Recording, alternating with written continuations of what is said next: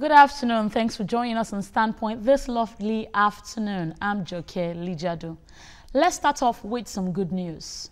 President Muhammadu Buhari is expected to return to the country later today after receiving medical attention in London.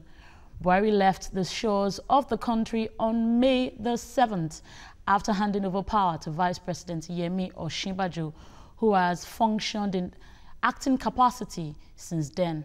The president is expected to speak to Nigerians in a broadcast by 7 a.m. on Monday, August the 21st. Joining me to look at this and other issues is the national chairman of the Advanced People's Democratic Alliance, Malam Shitu Muhammadu Kabiru.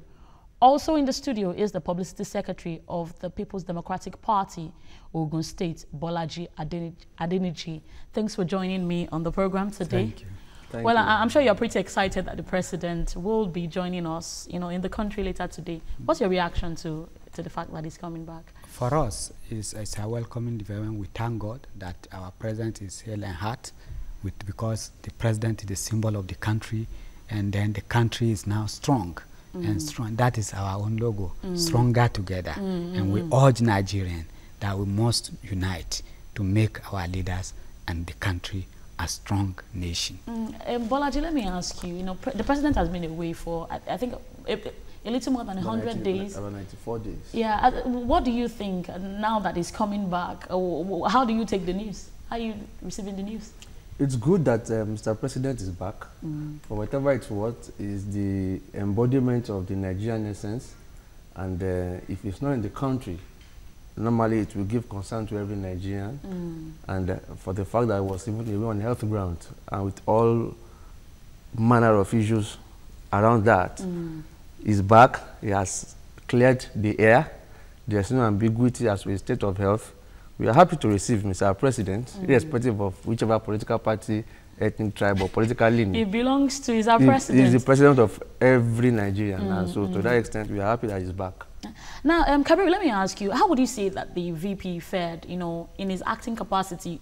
3 months the president was not around, and he held, sway. How would you say he fared in all that time, the vice president? The vice president has amazed Nigerians, because he has proved to Nigerians that he has the capacity to hold the country, and irrespective of whatever, he has been able to pilot the affair creditably well. And you, coordinating capacity, acting capacity, how did the vice president fare? It's neither here nor there. As at the time Mr. President was going to leave the last time out, because it's now becoming a constant for Mr. President to be out of his beat on health grounds. So the last time he was going out, there was, yes, he transmitted a letter, and there was an argument whether he was to act as a coordinating vice president or as an acting president. At the end of the day, there was a consensus that, okay, it's an acting president, which, irrespective of what the letter said, the constitution says he's acting president. So he has been acting. He has been doing what he needs to do.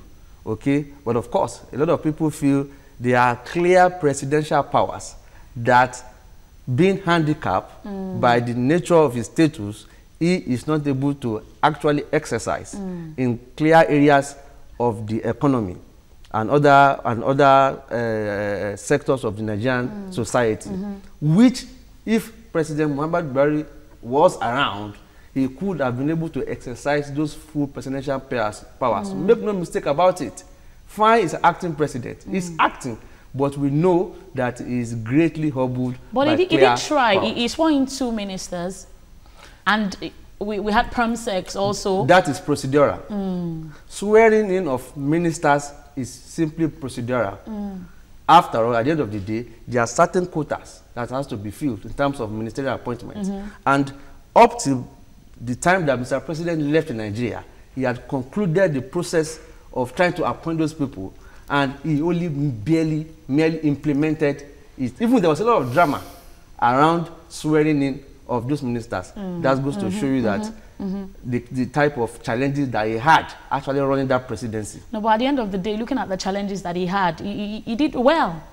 Won't you say so? He has done well within the limits of the powers that he could exercise. And talking about, you know, the president's aide, would you say that they were able to manage information, you know, well, you know, during this time that the president was absent? I want to give credit to them. You see, irrespective of political differences, when people do something creditably, you give it to them. They've managed the information.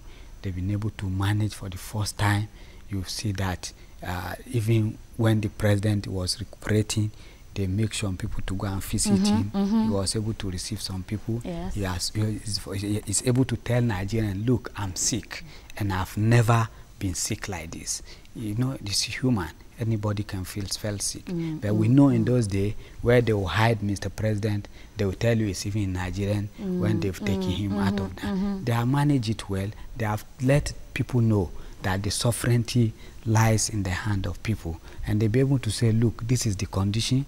My doctor tell me not to come yet. My doctor said this.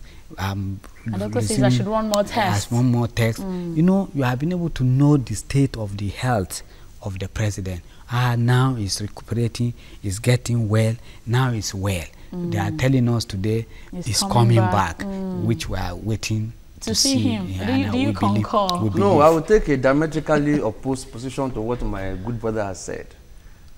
Without prejudice to Mr. President and Almighty God, who owns the life of any man, because anybody can become sick, and to that extent we sympathize with him.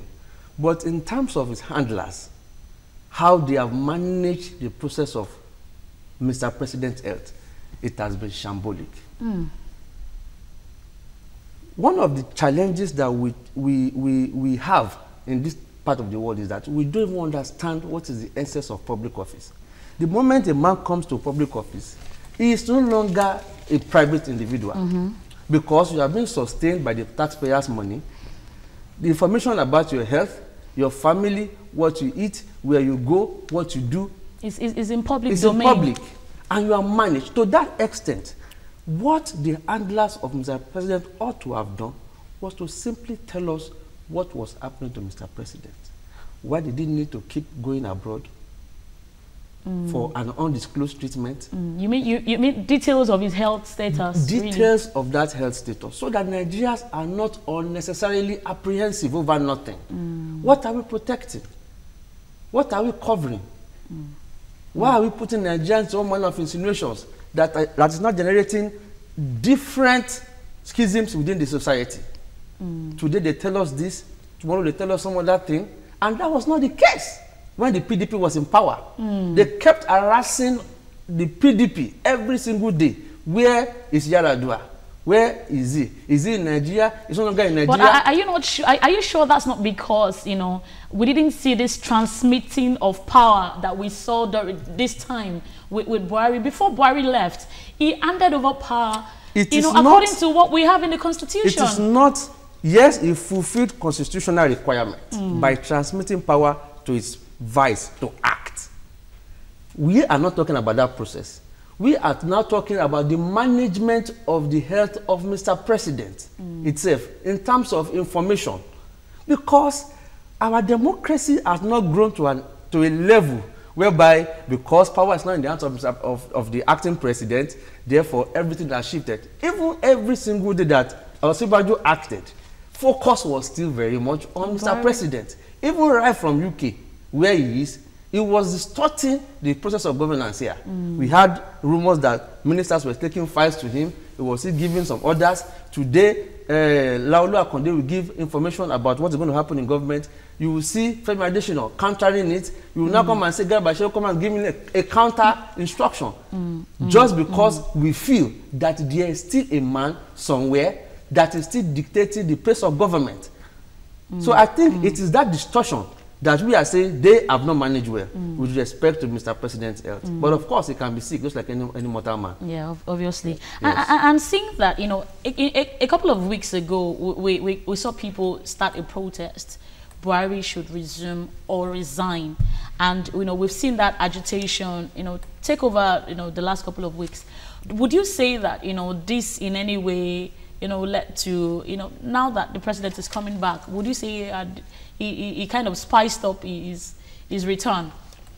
For us, we believe that Nigeria first, and that we must not take time to be castigating our leaders, because when you castigate your leader, you are bringing that country down.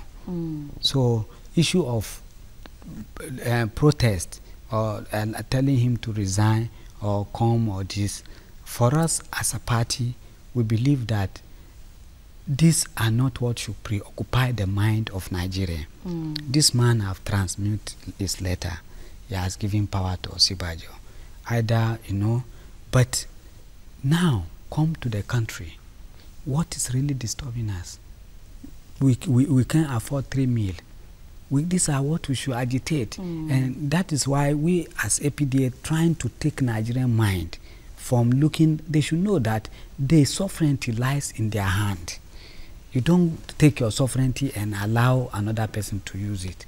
What we are saying, why we should now as agrarian society look at what we can do for the country, not what the country can do for us. And now we are urging Nigerian youth that it is time we join hands, we come together and look at inward, how do we develop our economy? Because that is what will give us employment and will put food on the table of Nigeria, than preoccupying ourselves, allowing ourselves to be used every day to go into demonstration. They give us 10,000 for 5,000, then they go back to their houses, go to UK, go to America with their own children, and put, why as we are gathering, we should gather and start thinking how and what do we do to improve and better the nation. How do we develop the economy? How do we take comparative advantage of the resources within our area as young men? And that is why APDA is coming up with what we call community development committees. We'll come to that. So like what some of we the are issues saying, you've raised. this will preoccupy the mind of the youth, like than the taking the youth raised. to Abuja to go and demonstrate of what it is if Mr. President comes back. Or because Osibajo has the power already. Are you saying Osibajo is not capable? Obviously, and that we Mr. can't say President, that. the man has done creditably well. We should have allowed the process. Now the man is coming back. He's going to be in the country by the grace of God in a few hours. And to now. Then when he get there, what has that done? It has not put. We are only showing to the world that we are not yet there. And we are saying we are the giant of Africa. We must behave that way. How do we behave as giant of Africa? Is to now see our youth gainfully being employed. We have processing plant everywhere, and then we have 24-hour economy. This is what is preoccupying, should preoccupy the mind. Obviously, these are some of the issues that we expect the president to address when he gets back. Well, what are some of the issues you would want him to address, even as he addresses Nigerians on Monday? Security is very key. Despite the pretensions of this government to the fact that it has nipped terrorism and insurgency in the bud, we keep seeing it rearing its ugly head. Just about every week now, we see Nigerians being killed in their tens and in their hundreds. And so, Mr. President must, and the APC, must now know that they need to get off the propaganda mode and get into the mode of governance and full disclosure. You can't continue to, because these were the very things you did when you were in power to get the PDP out of power. When they were out of power, rather, to get the PDP out. And now to sustain it, you have to give Nigerians what is not entirely correct. So it must come in now to frontally attack security. That's number one. Mr. President must also come in to attack issues around 2 or 3 clear sectors. Education is one. Currently, ASU is on strike. And I know the reasons why something has not happened probably in the last 1 month is that I'm not too sure whether Osibajo has the powers to go into agreement with the university teachers, because he may not have the political will to promise what or accede to what they want. Mr. President is in his own capacity may have that powers because of what the access to information on the current state of things in terms of the finances that he has. That's okay, I can agree to do this for you. That is also key. Of course, the economy is there. Many of these states have the challenges. They are still hoping on the federal government to come and do a few things. The economic recovery and growth plan still needs to be rejigged. There's still the issue of whether, because the major plank of that document is predicated on foreign borrowings, which as at now has not been passed by the National Assembly. Maybe because the president is also not around, that rapprochement between the National Assembly and the executive has not happened. And therefore, those resources have not come in. That is why today you see the finance minister, Kemi Adeosun, saying we are not going to borrow. Well, the next time we say we are going to borrow. The next time we say we are fine. It is just because they are tentative, because they are not just so sure. Because the man who has the responsibility to say this is what should happen has not been around. So no doubt, the president has his hands full when he comes back. Yes, and I hope he's strong enough to get on those. I hope so. Nigerians obviously do hope that he's strong enough, obviously, to address these issues. Moving on now, the debate over restructuring is not dying down. More and more Nigerians have continued to back the calls for re-engineering the composition of Nigeria, which they say is lopsided in nature. Those pro-restructuring want power at the center, decongested, and more power given to states and local governments. They fault the federal government's stance and other arguments against the call, pointing out that failure to do the needful will further plunge Nigeria into avoidable crisis. Already, the polity is heating up, with 8 speeches and quit notice flying all over the place. Reason why the presidency has declared that 8 speeches will now be treated as acts of terrorism. But is this enough to quell the various agitations across board, which many have termed a keg of gunpowder waiting to explode? So let me ask you, what exactly is the APDA's stance towards restructuring? Restructuring is embedded in our manifesto, and we believe that restructuring for development, restructuring where state are the component unit of Nigeria, and restructuring where we say let us restructure and then bring Nigerian back, create a new Nigeria. That restructuring we are saying, look, let us look at the exclusive list and then marry it with concurrent list. There's no reason where you said this is federal road when you are going from Kaduna to Mokwa to Ibadan to Lagos. That is our main road. You say it's federal road. It's dilapidated.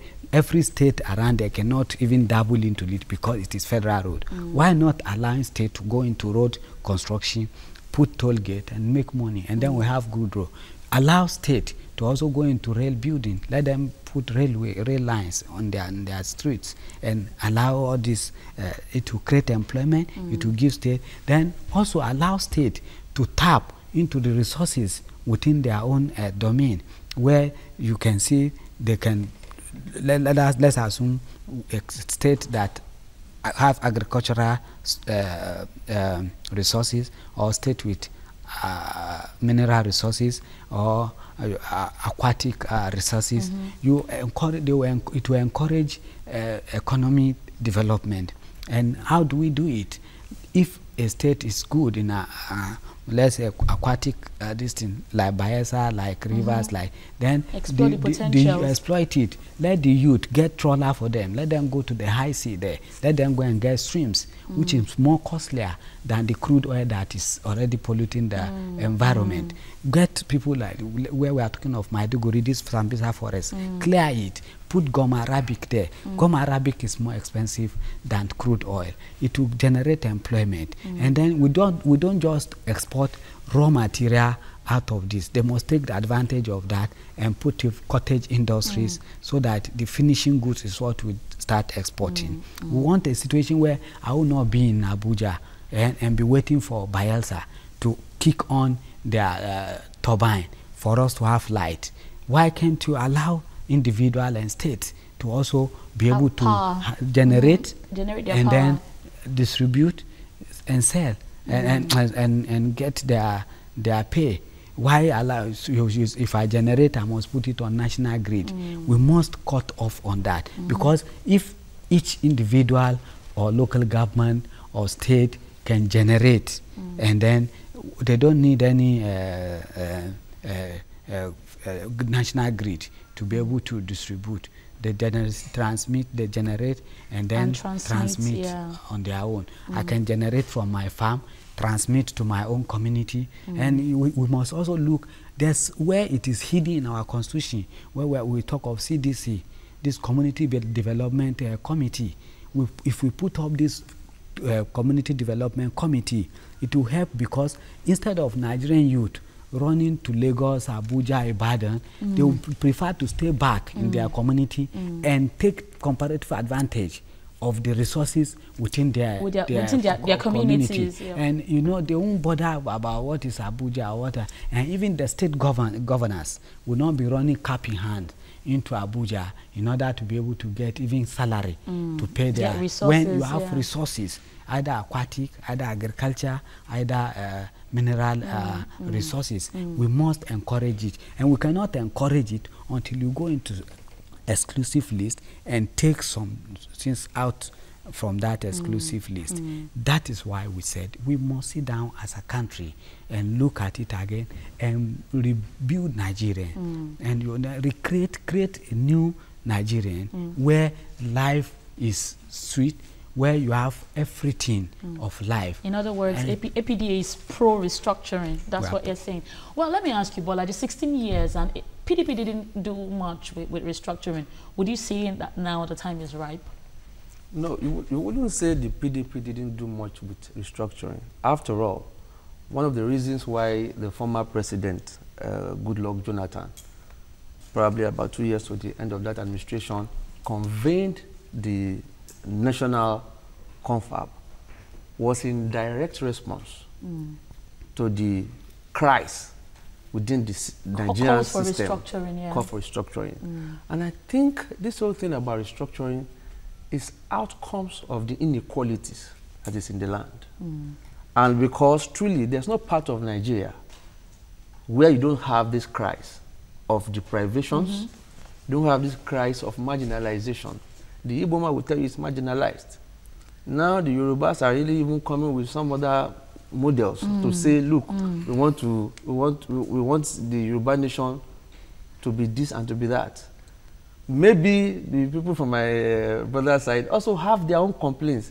It is because of the inequalities.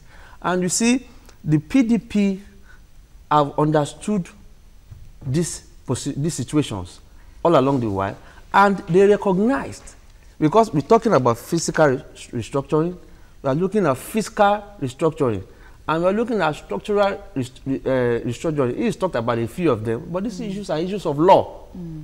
We have people now who are now saying the National Assembly, despite its best intentions by bringing this back up, probably don't even lack the powers to do so. Some people are saying we need another constituent assembly to do these things. So who will bear the cat to give us this restructuring that we are talking about? So I think the last administration was sincere about addressing the inherent challenges in the Nigerian state by trying to work around the economy. That, look, let us first get the basics right.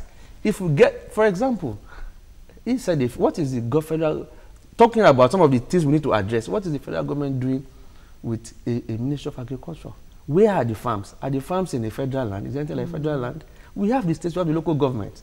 Look at what the APC is currently doing. It said it wants to start feeding kids. What is the responsibility of the federal government? To start feeding school children in a country like Nigeria.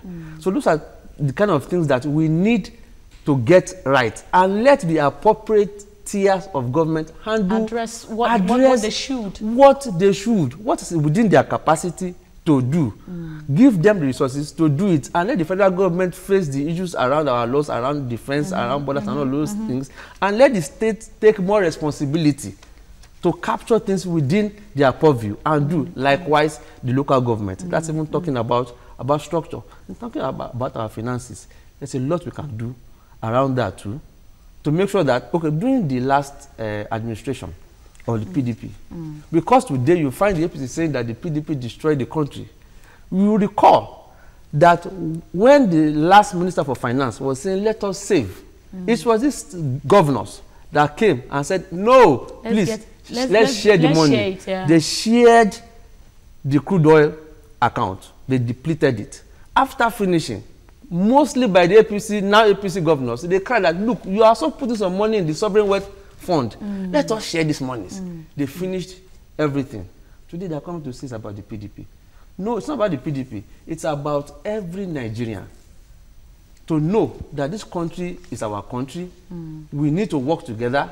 We need to be more patriotic in asking and making demands from government on what is really necessary, and that is addressing the inequalities that is in the land. And this current government, under the leadership of President Muhammadu Buhari, has done abysmally low in that. And that is why the cries are even much more now. So if government can get more serious to address the socio-economic inequalities in the land, address social services, and improve on human capital, because the essence of government is the enhancement of the lives and the life of the enhancement of the lives of citizens. So long government doesn't focus on that and begin to focus on some other things, then we'll continue to have the cries of marginalization and, of course, ask for restructuring. Well, the president is coming back, yes. And of course we're hoping that he will be looking at some of these issues, even issues of restructuring, while, you know, when he gets back. Yes. Well, another election year is fast approaching, and already the politicking has started. Political parties have started strategizing towards 2019, and key players are forming alliances. Your party, the APDA, which many Nigerians say is an extension of the PDP, was recently registered by INEC to compete in the 2019 general elections. But some sort of internal crisis is brewing already. 3 key members of the APDA have been suspended, and one of them, Raymond Dokbesi, was recently inaugurated as a member of the PDP Convention Publicity Committee. What really is going on? And with all that has played out, what makes APDA any different from other parties that have been on ground? How is the APDA different from parties that we've seen, the PDP, the APC, and the other parties that are existing right now? APDA has prospect. It has future. That is why you see all these crises. You see they want to hijack it. Earlier they saw APDA as just they were running away from us. And if you recall, when people are saying we are PDP, even the publicity secretary of PDP, Chief Adeyeye, came out in clear terms to say, look, these are groups that we don't know about them. But we have people who have affiliations to PDP. They were seen in your party when you were unveiling the party. When we were unveiling that party, you should know I was chairman of Interparty Advisory Council. And I must have sympathizers from other political parties. And they all come. You have PDP, you have Labour, you have PPA, you have MPP, all the political parties were there, being represented by either their chairman or their secretaries, and their stalwarts. And so also where you see. Now, the prospect I'm saying is that it's the only party today, APDA, that gave women appointive and elective office 30% constitutionally. The Nigerian youth were given 25% of appointive and elective offices. And we said those that are physically challenged are given 5%. That makes us unique. Secondly, we are saying, look, it is time for Nigerians. We are sending a bill now to National Assembly to say you must ban, you must prohibit the distribution of material during electioneering campaign, because the sovereignty lies in people, and you don't allow Nigerians to sell their sovereignty for 5-10 naira, and then that man is no more coming back to you until after 4 years before you see him. We want that to stop. As a party, we are saying let us create a new Nigerian, a new Nigerian where I does not see myself as Yoruba or Hausa or Igbo, where I will see Nigerian as one, as an entity that all of us must develop. Create a Nigerian where I will see myself being a greater player and then where merit is the bane of reward. It's not where you come from, because that when you talk of merit, it now brings competition, and the nation get the best out of that. But isn't it too early for the APDA to start? We see Nigeria as one, as an entity that all of us must develop. I'd create a Nigerian where I will see myself being a greater player, and then where merit is the bane of reward. It's not where you come from, because that when you talk of merit, it now brings competition, and the nation get the best out of that. But isn't it too early for the APDA to start having issues? Recently, you suspended, 3 of your members. Isn't that too early? You should know that you must have dark agents when you are forming a formidable group that has a future for the country. What were the issues that led to their suspension? The issue is, look, they believe they've seen the prospect of the party, and they are being maybe talked to or paid by some political group to say, look, these young people that are coming up, you have to go for their jugular, because it's like they want to send us packing. Therefore, you must not even allow the baby to survive, because if this baby we are seeing coming survive. So they are an agent that maybe they have talked to them or paid to them, and we have seen their antecedents in Nigeria before. These are people, if you talk of Chief Raymond Dokwesi, is a natural hijacker who hijack something and then crumble. They never want democracy to work, because if democratic structures are being put in place and the country is better for it, they will not get what they are getting again. Therefore, any party that will make sure that this country, we know what the antecedent, when the election period, we saw what they do. And you are talking of Menasar Ailo. Ask of Menasar Ailo, we know what he did during Koja. We saw what happened in Koja. That has not left our memory. But you brought them into the party. You can see that when they brought them into the party as publicity committee, it's not a member of NEC of the party. Menasar Ailo name cannot be found in this book that you see, PA1 of INEC. You can see his name here. And that is why when they are talking, they wrote, Chief Raymond Dokwesi wrote as Board of Trustee Chairman to INEC. INEC wrote this letter back to say your party does not have BOT. It should reroute. And that you don't even have a stake in that political party. And you cannot call for meeting. It's only the chairman that can call for meeting. And now, it's just to distract. They want to make sure that the party, they kill the party. And we are saying to Nigerians, it is time for Nigerian youth, women, and to rise. Because this is a unique opportunity, a political party, first time in Nigeria, an ideological political party who call himself Social Democrat, which our concern is the development of Nigeria. They want to kill it before it take off. All right, Kabiru, I'll come back to you. Let me go to Bolaji now. Bolaji, PDP, we thought that the problems had ended when the Supreme Court, gave Makarofi power to, put the party together and take care of things. But now we are seeing that despite the leadership of the efforts to restore peace, we still see that the Southwest still seems, a bit shaky and it's in crisis. What are the issues?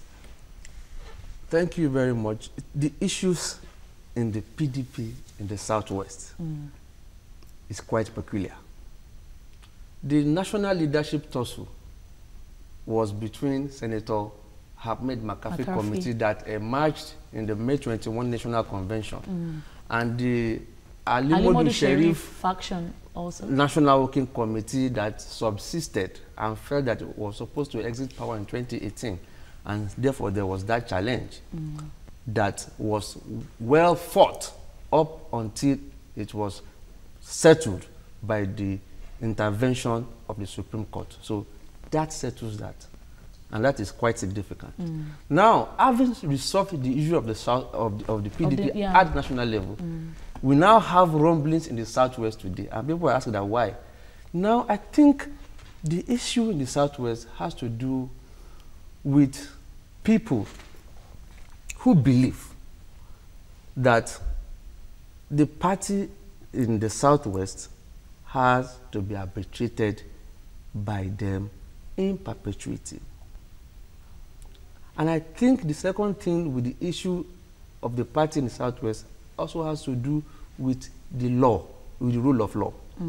Prior to now, in 2014, there was a Congress, okay, that brought in the Chief Makojola Ogundipe zonal executive, okay, in 2014, okay, and every executive in our party at all levels are supposed to rule for 4 years. And that particular ESCO will exit in 2018. That was the status quo. Okay, fast forward to 2016. Okay. When the congresses happened, there was the World Local Government and State Congresses in 25th April, 5th and 10th May 2016. Okay. And therefore, there was not supposed to be a zonal congress on the 14th of May 2016 because there's an existing executive. Yet some people gathered in the Southwest in Ibadan, okay, and did the Congress. Yeah. And prior to that, the other people are gone to court on the 11th of May to obtain an order of interim injunction to say, okay, stop it. Yeah. That was not adhered to. They went away with that Congress. And on the 17th of May, the court ruled again that why did you people not obey my order? It gave a new order saying that you people are not supposed to function. So that made us have a competing executive. ESCO, yeah. And on the 24th of June, a final judgment 2016 now came that said, okay, the Makojo Ogundipe is the authentic executive of the party. And no other persons, the PDP, first, second, and third defendant in that suit, is supposed to act.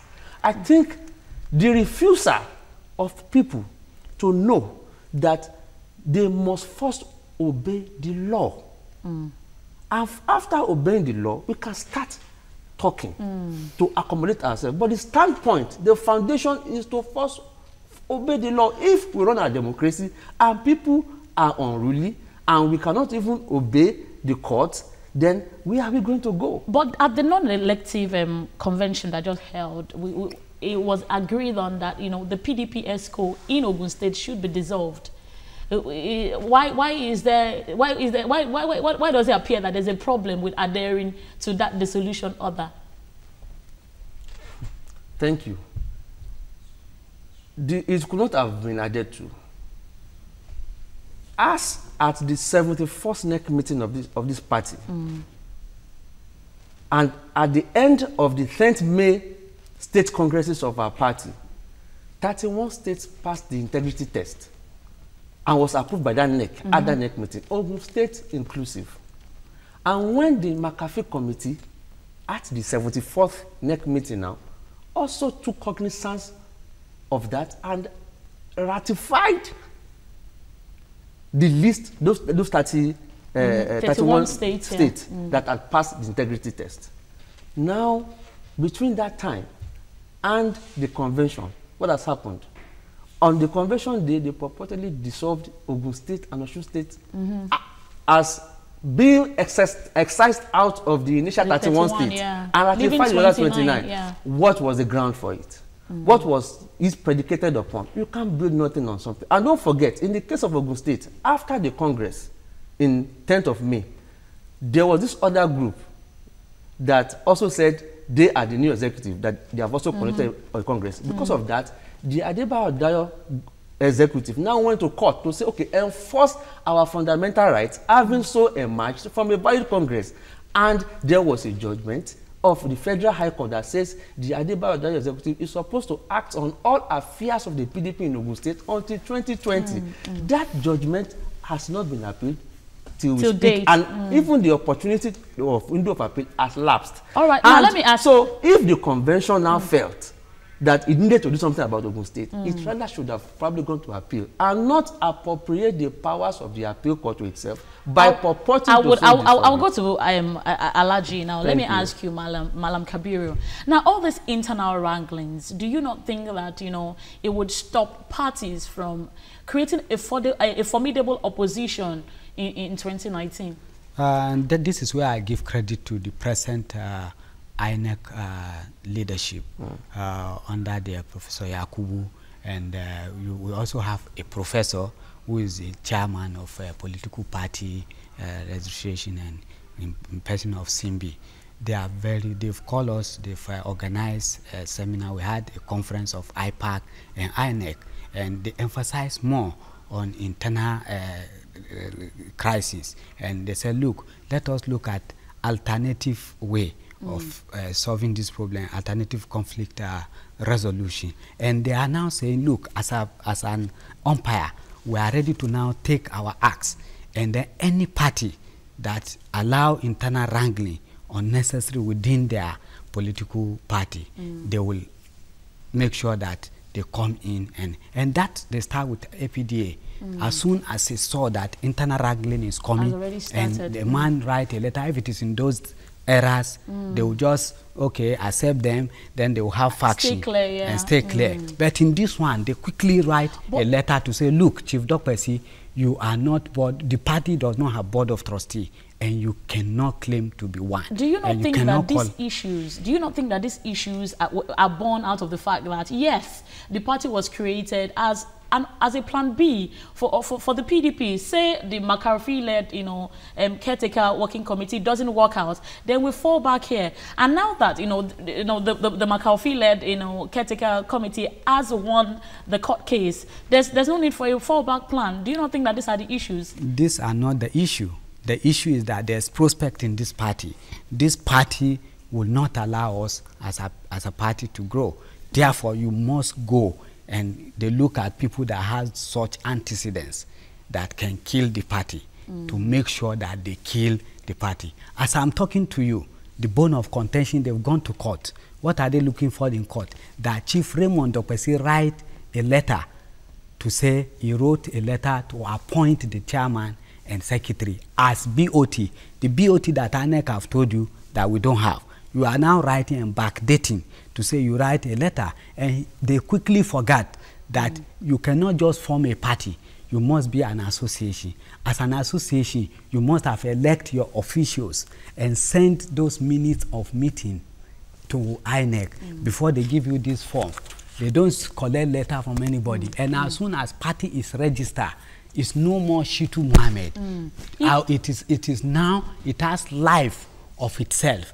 Today, if there's any election and I'm out of the party, my prayer will be let this party grow and take and be give Nigerian a credible alternative. That is my prayer. But I won't say it's my property. Is any faction of Ogun State part of your party? My party does not know about any faction or no faction. What we believe is that this is a credible alternative that want to give Nigerian developmental programs that will help to solve Nigerian problem. We are not bothered if you are a like mind and you believe in our, you see, ideological political party does not care where you come from.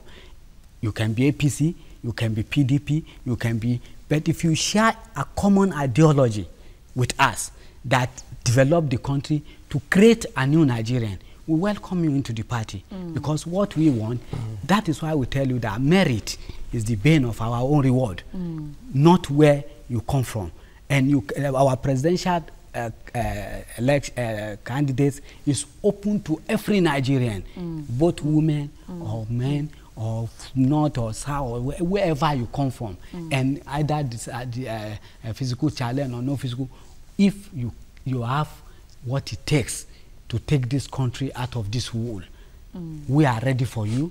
We are here to welcome you. Right, but we don't take factions or something. Let me take Bolaji on here. Bolaji, 2019 is just by the corner. Yes. And these internal wranglings, within parties, PDP, APDA, and the likes, do you think that, this would help, parties create formidable opposition in the forthcoming election? Well, crisis normally will not help any party. But of course, it is symptomatic of the times. When you are approaching an electoral cycle, people begin to come out because you have people with ambition, you have people with all manner of objectives. Let me cut you here. Patrick is on the line from Abia State. Let's take Patrick from Abia State. Thanks for joining us, Patrick. Yeah, good afternoon. Good afternoon, Patrick. Good afternoon, I guess it's good afternoon. My name is Patrick from Abia State. You see, the problem with Nigeria, that's from 1960 to date, is bad governance. It is not a question of bad governance. The leader, if at the beginning, what happened at the beginning is what we are seeing today, all these problems were encountered happen. But because we overlook all these things that is happening presently, that is why you see everybody talking about hate speeches, hate this, and that is not Nigeria's problem. Now, for me, I'll tell them today, divide Nigeria into 10 areas or 10 zones. Let everybody man your own resources. When you man your own resources, start your resources, make use of it. Anything you want to do with it. Then all this issue of restructuring, hate speeches, will stop. Because all this, I think we are begging for human beings, don't do this, don't do that. And because we beg people, that's why people that every day hearing all sorts of stories, all sorts of things. Let us stop all this. But anybody that wants to do, let him do at the end of the day, let us know. We have seen what is happening in the US. Trump entered the office. What is he having any peace? It's not in there. Thank you very much, Patrick. Of course, Patrick was making his contribution based on talks on restructuring. So you were making a point earlier, Balaji, on you know. Yes, I said the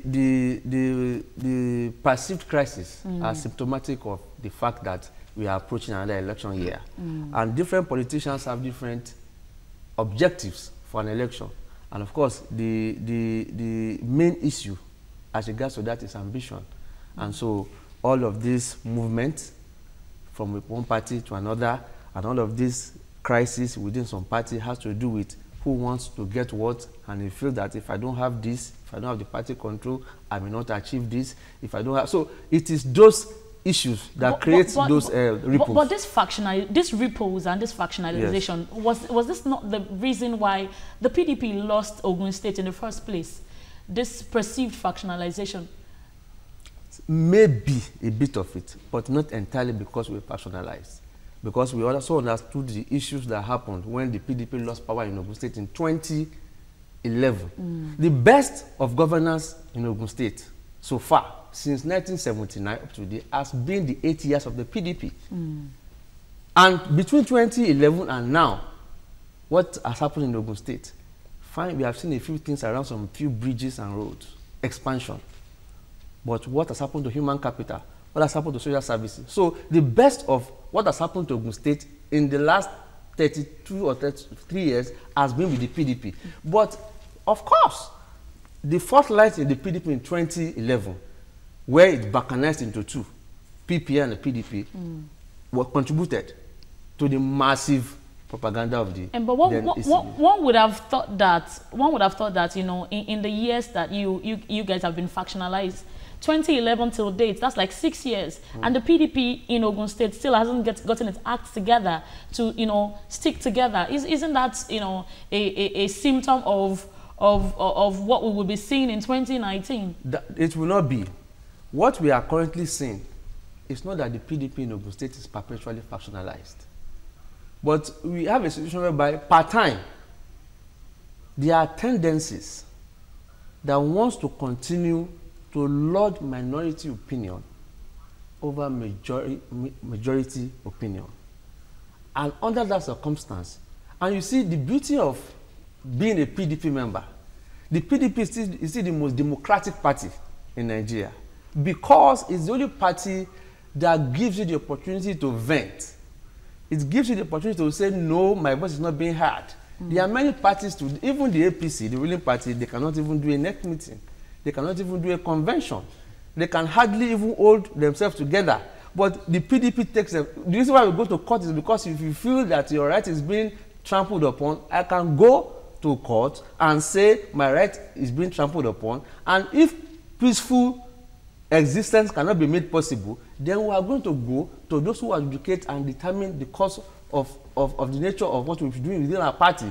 So I think that's what has happened in Ogun State so far. But right now, the status of the party is that we have an executive in place, and then we have some other groups who, for some other ulterior and doctrinal motives, are seeking claim to party leadership. But you can claim to party leadership, but not through the back door. You must seek claim to party leadership via the processes as allowed by the constitution of our party, subject to the constitution of the Federal Republic of Nigeria. All right, via the right mode. Let me ask, Yes. Kabiru here. Do you think that the APDA has the right structures, party structures, to vie against APC and PDP in coming elections? We are going to spring surprise. We are going to spring surprise. We have the structure. We are building the structure every day in the country. We are growing every day, and we believe in the next 1 year, when I'll be talking on this studio, you will have said to me, yes, you have what it takes. We will be there. We are resolute, and we are not going back on this mission, despite their antics of the killers and hijackers and people that believe that Nigeria must not grow. All right, let's take Abdullahi from Kano State, who's on the line now. Thanks for joining us, Abdullahi. Good afternoon, how are you? I'm fine, thank you. Thanks for joining us. How work? Fine. The issue of political parties, that is our main problem in African continent. Are you hearing me? Yes, we can hear you. Yes, because the issue is that whenever the political parties among themselves are very arranged and they have the capacity and or they have good effort to maintain, I think when they become into power, they perform very well. But whenever there is a crisis among the political party, when they come to power, I think they will not, the party will not spend, all the people will not achieve anything. So that's why I'm calling the political party to make to have a good relationship among them. All right, thank you very much. Thank you. All right, Alhaji, you were making a point about party structure for 2019. Yes, let me bring you to something here. You see, we know that people will come that would like to hijack the party, and we have stated it clearly in our constitution here. That is 21 on factionalization. We say, if I'm reading from the listing, any individual or group of individuals that declare a faction within the party shall be deemed to have lost their membership and shall not have right to participate in the activities of the parties. We have taken, because we have looked at what is happening to APC and PDP, and we embedded it that as soon, even Menesra and Co are no more member of the party by this constitution, which we all adhere to. And luckily, these are people that came in, as I was earlier telling you, as publicity committee, which was advertised in Tribune. And I come out to say, look, these people are not yet fully member of our party. I ban that committee. It is that publicity committee, which are house boys of Raymond Dokpesi, that he now put together to say they are the executive of this. You can go, I'll give it to Tribune, ask them. We advertise, telling the whole world that these are not yet capable to even hold committee membership of the party. How then you bring them to take National Executive Committee membership, which they are not, and they are claiming into. All right, let me go back to Bolaji. I haven't said, everything. Now, what do you think is the way forward for resolution of crisis and moving forward to plan for 2019? Good enough. The national leadership tussle in the PDP has been resolved. That is significant. We have a few states that have challenges, and I think the processes are ongoing to nip them in the bud so that we can have a united party towards 2019. But most importantly, while we are talking within ourselves as party members, because I believe Nigerians are waiting for the PDP to return. We have learned our lessons. The little areas that we showed exuberance, we have apologized, but they still know that the PDP is a government, is a party that cares for the people.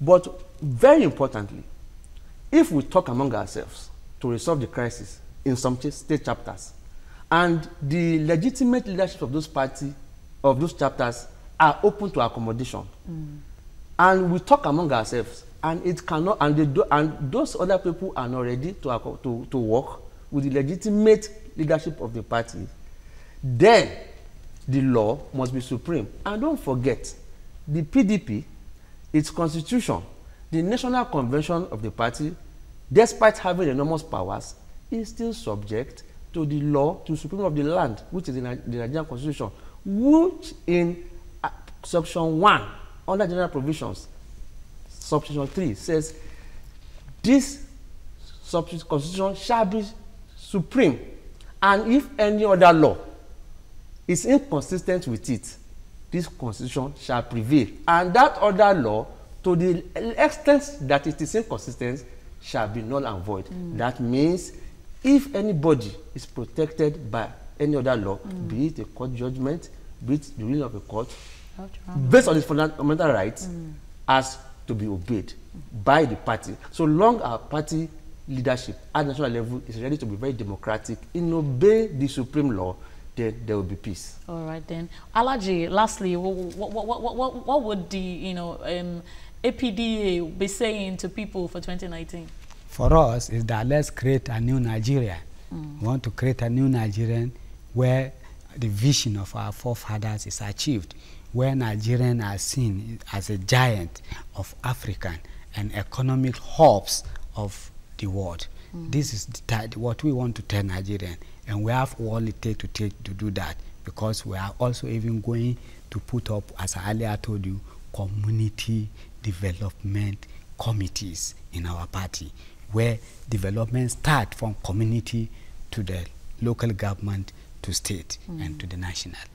Well, I'm sure Nigerians will be watching critically to make their choice, when the time comes. And that's how we wrap up the show for today. Thank you so much for watching.